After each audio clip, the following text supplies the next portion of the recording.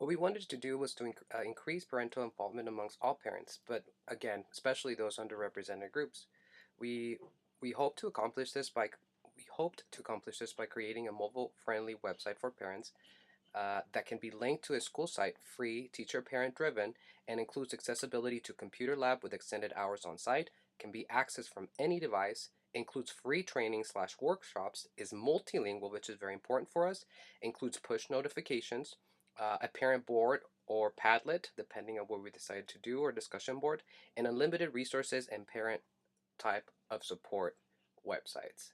The idea was that we could house everything on one dedicated area. And our design thinking and challenge questions, you can see them on there. Now, how did we come up with this focus group, and how did we specifically focus on this group? Well, as you can see from the graph and the statistics from the U.S. Department of Education, National Center of Educational Statistics, it gives you the different races and the different groups and the different types of activities or parental activities for school. See from this slide, the underrepresented groups of parental involvement, there are still some gaps between the different types of groups. And what we want to do is make sure that we push through and fill those gaps, and again, help those parents to see that they can be a part of their child's life regardless of how their personal and professional lives might be, or how busy they might be. And if you can see that most parents have a hard time volunteering already, they do attend, most of them attend parent teacher conferences because some of them kind of are required to. But what we want to do is create a place where they feel empowered, so we can increase those levels of volunteers, or the even attending those school events. As you can see, they kind of drop for some of the groups, and we want to make sure that we push and help them to bridge and feel so they can feel part of the school environment, and they can feel empowered to be able to support their children at home.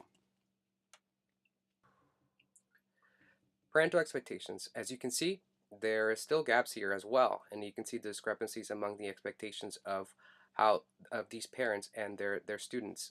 For the most part, most parents, 60% or more from the various races or ethnic groups, are expecting their children to go above a bachelor's degree or higher. Now, if you can see, there are still some gaps. I mean, it's only 60% for non-Hispanic Black and 66% for Hispanic. And the big discrepancies you can see, because in the other races we have non-Hispanic White and Asian or Pacific Islander, which are way above the 70th percent.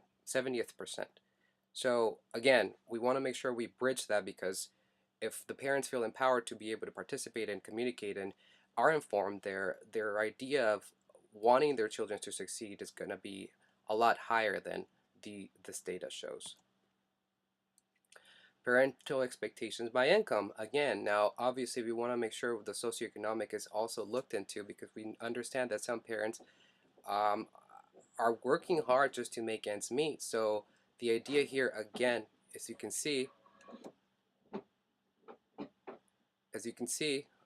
from the data, about 49% of the 20 people that of the parents that make $25,000 or less don't have really high expectations of their children to be able to continue further than some post-secondary education.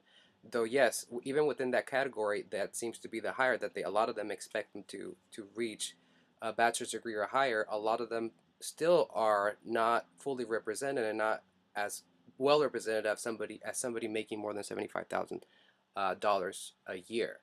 So filling in those areas, supporting those parents, I feel with our idea, we'll be able to support them with this website to better communicate and build bridge those gaps between school and home, and even just making sure that they feel empowered again to be able to support their children and push forward.